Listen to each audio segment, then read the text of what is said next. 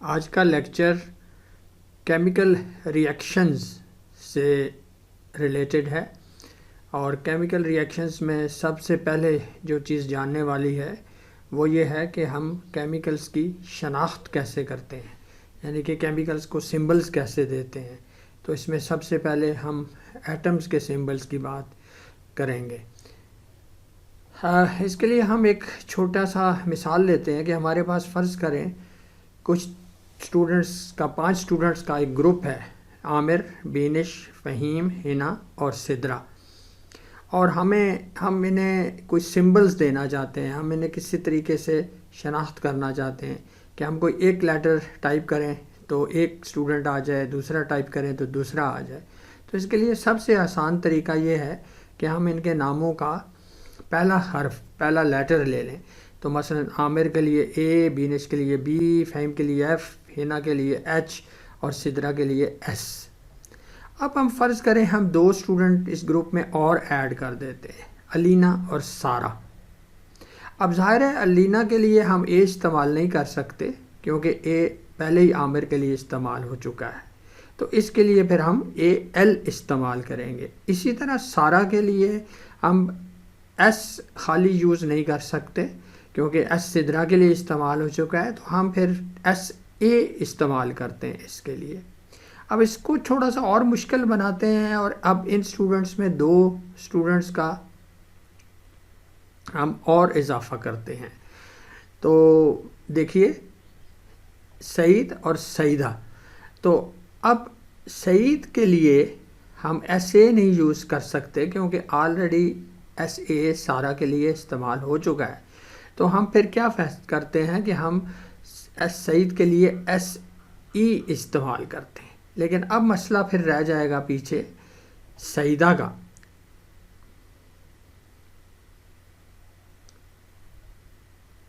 تو اب چونکہ ایس اے بھی نہیں ہو سکتا، ایس ای بھی استعمال ہو چکا ہے، تو پھر پیچھے صرف اور صرف ایس ڈی رہ جاتا ہے۔ تو سعید کے لیے ہم ایس ای استعمال کرتے ہیں اور سعیدہ کے لیے ایس ڈی استعمال کرتے ہیں۔ جو ضروری بات، اہم بات ہے، یہاں سے ہم نے یہ اخذ کی کہ ہم اسٹوڈنٹس کو آئیڈینٹیفائی کر سکتے ہیں۔ سب سے آسان طریقہ یہ ہے کہ ان کے نام کا پہلا لیٹر لے لیا جائے، دوسرا یہ ہے کہ ان کے نام کا پہلا اور دوسرا لیٹر لے لیا جائے، اور تیسرا یہ ہے کہ ان کے نام کا پہلا اور کوئی اور لیٹر لے لیا جائے۔ یہی چیز ہم ایٹمز کے لیے استعمال کریں گے۔ تو مثلا بورون، کاربن، فلورین، ہائیڈروجن کے لیے آپ دیکھیے ہم نے ان کا پہلا لیٹر لے کے ان کو شناخت کر لی، تو یہ ان کے سمبلز ہو گئے۔ اب اگر کچھ اور ایٹمز آ جائیں جیسے کہ ایلومینیم، آرگون، بیریم، برومین ہے، تو ان کو ہم پہلے اور دوسرے لیٹر سے ان کی شناخت کر سکتے ہیں۔ تو مثلا ایلومینیم کے لیے ایل ہو گیا، آرگون کے لیے آر ہو گیا، بیریم کے لیے بی اے ہو گیا، برومین کے لیے بی آر ہو گیا، اور نیون کے لیے این ای ہو گیا، اور اسی طریقے سے۔ اس طریقے سے اگر ہم اور آگے چلیں تو ہم پہلے اور تیسرے لیٹر سے ایٹمز کو شناخت کر سکتے ہیں۔ تو کیڈمیم کے لیے اٹامک سمبل سی ڈی ہے، کلورین کے لیے سی ایل ہے، اور کرومیم کے لیے سی آر ہے، اور میگنیشیم کے لیے ایم جی ہے، اور مینگنیز کے لیے ایم این ہے، اور زنک کے لیے زیڈ این ہے۔ کچھ ایسے ایلیمنٹس ہیں جن کے سمبلز انگریزی نہیں بلکہ دوسری زبانوں کے ناموں سے لیے گئے ہیں۔ اس میں سب سے پہلے پوٹاشیم ہے جو لاطینی زبان میں کیلیم کہلاتا ہے، اور پھر اس کے بعد ٹنگسٹن ہے جو جرمن زبان میں وولفریم کہلاتا ہے۔ تو وہی اصول اپناتے ہوئے کہ نام کا پہلا حرف، تو پوٹاشیم کے لیے کیلیم کے، اور ٹنگسٹن کے لیے جرمن وولفریم سے ڈبلیو۔ اسی طریقے سے گولڈ کو اورم، سب کو لاطینی زبانوں میں گولڈ کو اورم اے یو، کاپر کو کیوپرم وہاں سے سی یو، آئرن کو فیرم وہاں سے ایف ای، اور سوڈیم کو نیٹریم وہاں سے این اے۔ اٹامک سمبلز کے بارے میں بات کرنے کے بعد اب ہم آتے ہیں آئنک سمبلز کی طرف۔ تو آئنز کی شناخت کیا، تو آئنز کو کس طرح ہم نے آئیڈینٹیفائی کرنا ہے. تو اس کے لیے سب سے پہلے ہم نے دیکھنا ہے کہ آئنز ہوتے کیا ہیں. تو آئنز آپ جانتے ہیں کہ ایٹمز بالکل نیوٹرل ہوتے ہیں، یعنی ان پہ کوئی چارج نہیں ہوتا. تو ایٹم اس کا مطلب ہے الیکٹران حاصل بھی کر سکتے ہیں اور کھو بھی سکتے ہیں. اگر وہ کھوئیں گے، لوز کریں گے تو ان پہ مثبت چارج رہ جائے گا، اور اگر وہ گین کریں گے، لیں گے، تو ان پہ منفی چارج آ جائے گا. اور یہی حالت ایک ایٹم کے لیے ہو سکتی ہے یا گروپ آف ایٹمز یعنی کہ مالیکولز کے لیے بھی ہو سکتی ہے. دونوں صورت میں آئنز بنتے ہیں. اگر ان کو پانی میں یا سولوشن میں ڈال دیا جائے تو یہ آئنز ایک بیٹری سے جڑی ہوئی دو تاریں ہوں گی. ان کی منفی آئنز جو ہیں وہ بیٹری کی مثبت تار کی طرف، اور پازیٹیو آئنز جو ہیں وہ بیٹری کی نیگیٹو تار کی طرف چلنا شروع ہو جائیں گے. اب بیٹری کے جو پازیٹیو ٹرمینل ہے اس کو اینوڈ کہتے ہیں، جو نیگیٹو ٹرمینل ہے اس کو کیتھوڈ کہتے ہیں. اور اگین لاطینی زبان میں آئونم کا مطلب ہوتا ہے موومنٹ. تو یہ چونکہ جو منفی چارج اور پازیٹیو چارج کی آئن سے یہ موو کرتے ہیں، اس لیے انہیں آئنز کا نام دیا گیا ہے. تو پازیٹیو چارج چونکہ کیتھوڈ کی طرف جاتے ہیں اس لیے انہیں کیٹ آئنز کہتے ہیں، اور نیگیٹو چارج والے جو چیزیں ہوتی ہیں وہ چونکہ اینوڈ کی طرف جاتے ہیں اس لیے انہیں اینائنز کہتے ہیں. اب ہم تھوڑا سا دیکھتے ہیں کہ پازیٹیو آئنز یعنی کہ کیٹ آئنز کو کس طرح سمبلائز کیا جاتا ہے. تو یہاں پہ دیکھیے، ایک تو یہ ہے کہ جو بھی چیز ہے اس کا سمبل استعمال کیا گیا ہے، اور اس کے اوپر جو چارج ہے وہ اوپر سپرسکرپٹ جس کو ہم کہتے ہیں اس میں دکھایا گیا ہے.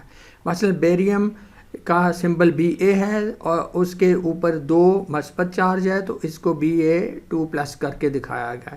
کاپر کی 2 شکلیں ہوتی ہیں، کیوپرس اور کیوپرک، ایک کاپر 1 ہے اور ایک کاپر 2 ہے.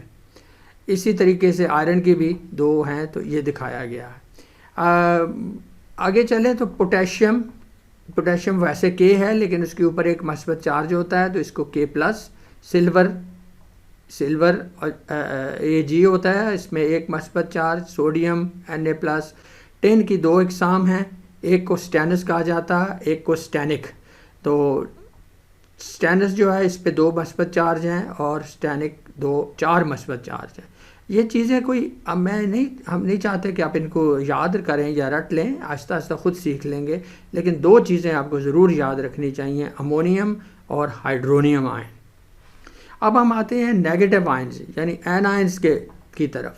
تو این آئنز کی یہ ایک لسٹ ہے: ہائیڈرائڈ، آکسائڈ، فلورائڈ، سلفائڈ اور کلورائڈ، برومائڈ، آیوڈائڈ اور فاسفیٹ، اور ان کے اوپر جتنے چارجز ہیں وہ دکھائے گئے ہیں. اس میں سے جو ہائیڈروجن فاسفیٹ ہے یہ آپ جب DNA کا سٹرکچر پڑھ رہے تھے تو اس وقت آپ نے اس کو دیکھا تھا. باقی آپ سلفیٹ سے واقف ہوں گے اچھی طرح، نائٹریٹ سے، کاربونیٹ سے. اس کے علاوہ ہائیڈروجن کاربونیٹ جو ہوتا ہے جس کو بائی کاربونیٹ بھی کہتے ہیں، اس میں وہی ہے کاربونیٹ کے ساتھ ایک ہائیڈروجن ایٹم جڑا ہے. اب ہم دیکھتے ہیں کہ کیمسٹری میں فارمولے کس طرح لکھے جاتے ہیں. تو مالیکیولز یاد رکھیے کیمسٹری میں جو ہوتے ہیں وہ بالکل نیوٹرل ہوتے ہیں، پہ کوئی چارج نہیں ہوتا، جیسے H2O2 H2O وغیرہ. جب فارمولہ لکھا جاتا ہے تو اس میں اکثر اوقات ایک حصہ منفی اور ایک حصہ مثبت ہوتا ہے. اگر وہ خالص چیز ہو جیسے ہائیڈروجن ہے، آکسیجن ہے، تو اس میں اس طرح کی کوئی چارج نہیں ہوتا. پھر اس لکھنے میں یہ ہوتا ہے کہ جو مثبت حصہ ہے پازیٹیو وہ ہمیشہ ہم بائیں طرف لکھتے ہیں، اور جو نیگیٹو ہے وہ رائٹ ہینڈ سائڈ پہ لکھتے ہیں.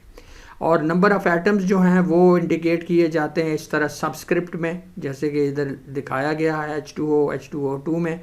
اور جو نمبر آف مالیکیولز ہیں وہ انڈیکیٹ ہوتے ہیں جس کو ہم کہتے ہیں پریفکس، یعنی کہ اس کے فارمولے سے پہلے لکھنے میں.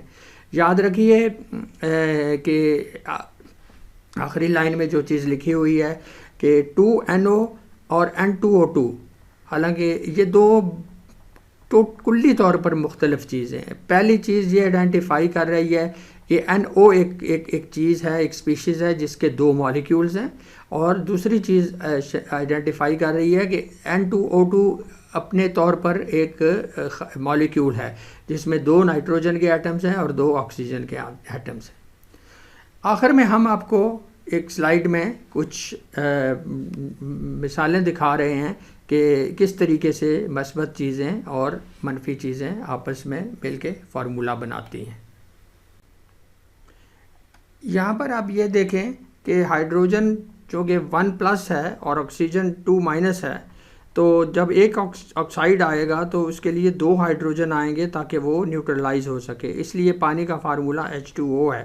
اسی طرح کاربن 4+ ہے اور آکسائڈ 2- ہے، تو 2 آکسیجن آئیں گے تاکہ 4 نیگیٹو بن کے کاربن کو نیوٹرلائز کرے، اس لیے کاربن ڈائی آکسائڈ کا فارمولہ CO2 ہے۔